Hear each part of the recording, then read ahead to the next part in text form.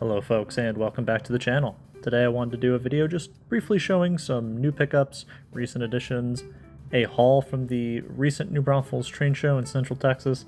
Let's get into it. First up we have these two hoppers here. This first one is an Atlas Trainman hopper I picked up, and I wanted to pick up one of these because I saw a patched one roll through Austin a couple of weeks ago. You might remember that video here. And I thought it was really distinctive, really cool looking. I actually hadn't seen one of these striped hoppers before. I think it's really cool, and I went ahead and picked this up. I didn't realize Athearn also did this same hopper. I could have gone with the Athearn one, but you can see it's ready to be patched. I've got the tape laid out for it. I did remove the molded on grab irons on the corners and replace those with Tichy grab irons. They've been painted a gloss red. They'll be getting a dull coat soon enough. I also replaced the roof walk and these end walkways with Plano etch walkways from their kit, and it was a perfect fit. And honestly, I think it really improves the look of the car. This other one is a Western Pacific hopper that I picked up, and I saw this same exact road number come through back in January. I think I got that video up here. But it has this really cool distinctive graffiti on this one side. And on the other side, I found a photo of the other side to give me an idea of what that graffiti looks like too, which is really lucky. It's not done yet, I'm still kind of working on this. And I added some air hoses to the coupler boxes there. And really happy with how this one's turning out. It's not done yet, it's got to get weathered. Both of them are still in a work in progress, but happy with how those are turning out so far. Next up is an Aurora Miniatures boxcar. I picked this up just kind of on a whim, and I wanted a Utah Central Railway boxcar, and this one was available, and the price was really good. I think it was about 30 bucks. And I really like my GATX, my blue Aurora Miniatures boxcar. Granted, I had to add some weight and change the couplers, but I love the detail and I think they're great, so I decided to add this one. Funny enough, for my birthday, my wife surprised me with another Aurora Miniatures boxcar, a second one, and a third one. She picked up 3 of these for me, and really grateful for that, but she also surprised me with one of these, an Atlas BKTY 60-foot high cube, and super stoked to have this one too. I know I'm gonna have to add some air hoses to it, but no big deal. And here's a shot of all these boxcars running at the club a few days ago.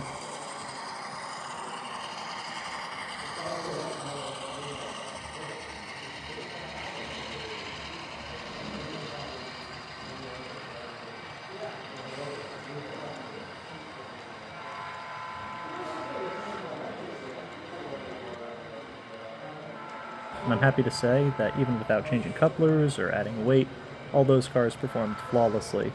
I think the only thing I did was adjust the tightness on the truck screws, that is. Okay, next up is going to be some pickups from the New Braunfels train show. There's this one vendor there where it's an estate sale. They had a family member pass away and he had a huge collection. They try to find a fair selling price online for a lot of the items. They're older items, and then they ticket them, and then they say half off whatever the ticket price is.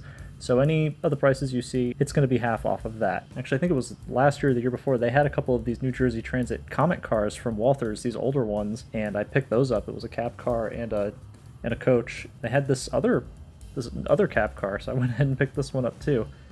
I might turn this one into a coach. Maybe I'll plate over the cab car portion on the end, but I haven't really decided. And you can see the sticker says $32. I paid $16 for this. Here's another Walthers kit. This one was $35, so half of that. And this was a MBTA, Massachusetts Bay Transit Authority, if I remember correctly. Coach, Comet car again. And they also had the matching cab car. So I went ahead and picked up this pair, since my wife and I got to ride in one of these when we were in Boston last October. The roof is a little grimy, and got a little bit of dirt on them, but they'll clean up pretty nice, I think. But for the price, you know, 35 bucks for both of them. I think that's incredible. These sell for like 70 or 80 or sometimes 100 on eBay for some reason, but happy with the price there. That same vendor also had a lot of auto carriers, and they had this one, $20, so actually I paid $10, and it's an old Walthers kit for Rio Grande, and it looks to be in good shape. It's got that orange. Yeah, it needs some metal wheels. The coupler here is corroded. It's kind of weird looking.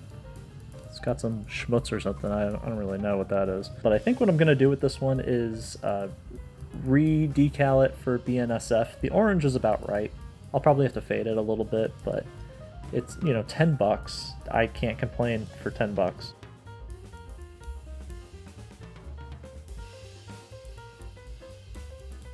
They also had a bunch of other auto carrier kits, so here's one for Santa Fe with the Quality Q logo.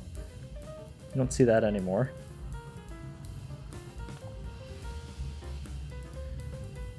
And they also had this one, so 13 bucks. Grand Trunk Western. I don't think these are around on the rails anymore, at least I think there were one or two a few years ago, but I haven't seen any recent photos of them. Another one.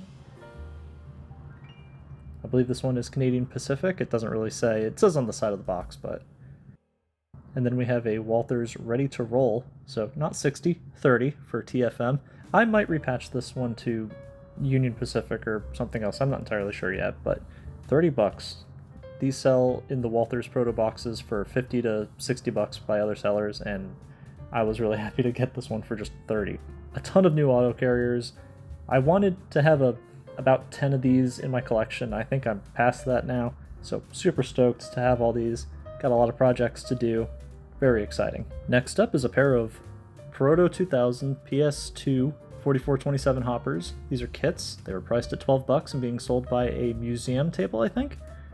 Just raising money for either a club or a depot museum. I don't really remember, but I offered him 20 for the two, and he said sure. So I got these nice kits. They're brand new. One is for Union Pacific, one is for NAHX, I think is what it's patched for. You don't really see 4427s that much anymore, but I have a few photos of AEX marked cars with the safety striping. I might patch these for that. I'm not entirely sure yet, but just some more to add to a grain train, I guess. This is an Atlas Trainman Railbox boxcar. Picked this up for about 24 bucks, I think. I only picked this up to try my attempt at maybe doing some ghost lettering or something like that. And I've wanted to get a few of these Railbox boxcars. I'm gonna probably order a few more, but yeah, just wanted to grab one. It was there, so why not? All right, next up is a Walthers Mainline Burlington Northern Open Hopper. And I've seen a few of these come through. They're usually patched for something else. I can't really remember. I'll put a photo up right here. And that's from a train that I've seen personally, so I'm gonna try to make it look like this. Yeah, just another project piece, really. Another Atlas car. This is Arkansas, Missouri, 50-foot Berwick boxcar. These look really faded and beat up, and this logo they have, the circular logo, is always faded to a bright yellow dot, so I'm going to try to replicate that. But it was available, and so I picked it up. I like getting things that I see in real life. It's really part of the appeal of this hobby to me right now. Another Walthers mainline piece. This is a CSX hopper, and I saw this on the same train that I saw that Western Pacific hopper on. Here's a photo of this one. And it is just Walthers mainline, but I think they make a great base car for practice on weathering and stuff like that, so happy to have this one as well. Next up is a Athearn Ready to Roll hopper. This is for Clemmy Co-op. Is that how you pronounce it? Clemmy? I'm not entirely sure. But I picked this up because I saw one of these, the same pink hopper, come through on that same train as that other Kyle hopper, and it wasn't lettered for CNW, it was for CFWR, whatever that stands for. And it was really faded and just looked really cool. So I saw this hopper at the show and I picked it up, and this one's gonna get the CNW patched over as well, I think. So yeah, just another hopper to add onto the pile of projects there. But this is the same kind of hopper as that Western Pacific hopper, so I know it's gonna look really good with the etched walkways and all the extra detail. But yeah, that's for the future there. Okay, my first Walthers proper proto, I should say, freight car. This is a TILX Verasun Energy 4-bay hopper. This was 50 bucks from Spring Creek Model Trains. These aren't really available online anymore. I know they've been out for a few years, but they don't seem really common to be able to purchase online, at least not, you know, you're gonna be paying over 50 bucks, it looks like. I've taken it out of the package. It is a heavy hopper, and I really like it. The only thing I wish is that it, you know, for the price and the Walthers proto name, that these would have roller bearing trucks or air hoses or metal etch roof walkways. The walkways are really nice, but they could be a little bit finer, but you know, all things considered, I'm pretty happy with the car. Okay, the last major piece of the train show haul is this, Canadian National SD45T-2, and I know what you're thinking, why did he get this? So this is actually going to be a sacrifice. I'm going to be stripping this entirely of details and paint, and it's going to get repainted and patched for PRLX Progress Rail. This is going to be a Progress Rail lease unit, but it has this interesting green and black Burlington Northern-esque paint scheme, and it has this cool Old Castle Materials logo on the side. I think I'm going to do PRLX 2832 as the road number.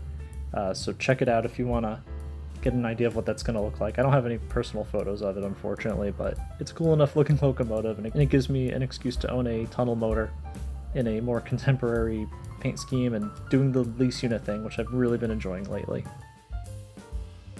So it is missing, I've noticed a cab sunshade on the left side there. That's kind of unfortunate, but not really the end of the world. This nose is either going to get replaced, or I'm going to fill in that notch above the headlight there. I think Athearn sells replacement noses. I'm going to have to cut this nose out if I want to replace it that way, or just attempt to fill it in. I haven't really decided what I'm going to do yet, but it needs a snowplow. The horn has to be moved to above the cab. I'm going to have to plate over these class lights on the back. I am going to have to remove the speed recorders, I think, from the left side, but, you know, not a big deal.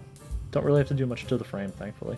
But yeah, I feel kind of bad, you know, stripping this of paint and parts, but it was purchased with the intent of turning it into a lease unit, so not a bad model, all things considered. I would like to get another Canadian National model of some sort in the future, because I really dig the red, white, and black paint scheme, and any excuse for foreign power I think is a good one. Okay, and the final pickup I'm going to show you is this. This is a Tyco Baldwin Shark Nose decorated for the A-Team. This was the locomotive as part of the A-Team train set Tyco came out with. It's missing the side frame and the stickers on the side that say the A-Team, but I actually kind of like it without it because it makes it look more like the van that they drove around in, the GMC van. This was stickered for 12 bucks, and I picked it up, told the guy I'd take it, handed him a 20. He said, "Oh, that'll be $6," and I said, "Even better." So those are my two locomotives that I've picked up, very different. There's just something about the A-Team locomotive that spoke to me or something, I don't know, but I'm happy to have it. So that's going to be the video for right now. Still working hard here on PRLX 221. Here we got the cab off, we're getting those headlights installed. So I should hopefully have a video of that very soon for you. Stay tuned, and thank you so much for watching as always.